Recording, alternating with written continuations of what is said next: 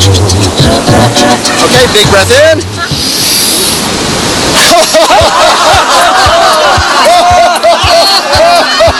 Every morning on Laguna Beach, California, you'll find a group gathered on the sand, laughing.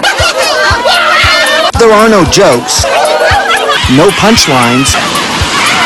They're laughing for no reason at all. You're probably laughing just watching this. It's called laughter yoga, led by Jeffrey Breyer. You can generate happiness from laughter. You can start feeling terrible. Laugh with other people and you will create happiness. Before you write this off as just another off-the-wall California fad, you should know laughter yoga was the brainchild of Indian doctor Madan Kataria. He was doing research for an article called Laughter, the Best Medicine when he got the idea. I was a very serious physician practicing medicine in India. I never laughed so much because I don't have a great sense of humor. It just came from up, and suddenly 4 o'clock in the morning I got this idea, why not start a laughter club? What began with 5 people in a Mumbai park in 1995 has spread to more than 5,000 laughter clubs in 50 countries, like Korea, Israel, and Germany. You don't need any sense of humor to laugh. You don't need to be happy in order to laugh. In fact, when you laugh, you develop your sense of humor, you develop joy within yourself. More than that, Kataria says the breathing and laughing of laughter yoga will improve your health, even if you have to fake the laughter. It's a claim backed up by Lee Burke at Loma Linda University.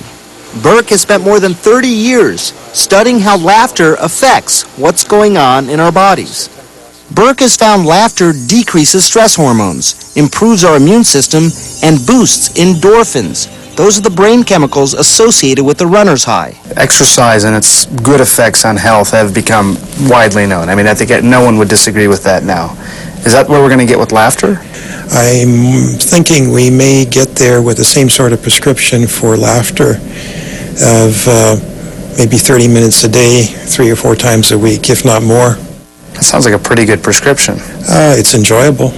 In a year-long study of heart patients, Burke asked one group to choose half an hour of comedy daily. Some chose the sitcom Friends. You know, given my lifelong search for irony, you can imagine how happy I am. Others received the same medical care without the comedy. The group that laughed required fewer medications such as beta blockers and nitroglycerin. Most striking, over the 12 months of the experiment, only 8% of the group that laughed suffered a second heart attack, compared with 42% of the control group. Now, if you or I had discovered a medication that did that, we'd be on our way probably to Stockholm or to Sweden. You'd be getting the Nobel Prize. Yeah. Even the anticipation of laughter produces some of the same beneficial results, offering evidence of what Burke calls the biology of hope. What we have here is a series of brain images that reflect the state of the brain when a person is made to experience happiness. Dr. Richard Davidson, one of the world's leading experts on the mind-body connection, says he is located where happiness lives in the brain, the left prefrontal cortex. Negative emotions such as fear and anxiety show up on the other side of the brain, the right prefrontal cortex. Davidson is at the forefront of research using the latest brain imaging technology to search for how a positive disposition affects our health. Already, Davidson has found that people who are upbeat have a stronger immune response when they're given a flu vaccine.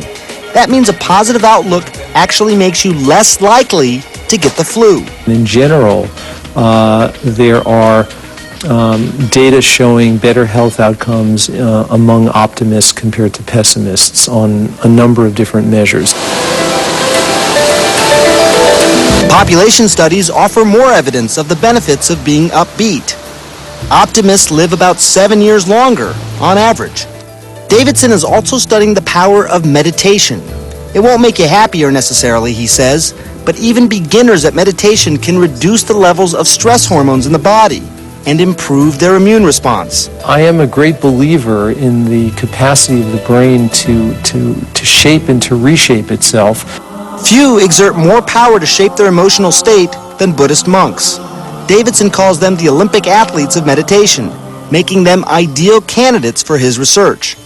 He's been studying Buddhist monks for 2 decades at the invitation of the Dalai Lama, whom he meets with from time to time. Davidson recalls one meeting where a Japanese scientist asked the Dalai Lama about happiness. The Japanese scientist said, "Your Holiness, there's one question I've really been wanting to ask you for a long, long time. Please tell us about the time in your life when you were the most happy," which I thought was kind of an interesting question to ask the Dalai Lama. And just like that, the Dalai Lama said, "Right now." Dr. Kataria, who began the Laughter Club movement, says people who laugh are, like the Dalai Lama, living in the moment. Joyfulness makes you feel good immediately. It's now. And that's what children do. And I want everybody in this world to live like a child. Now, just now.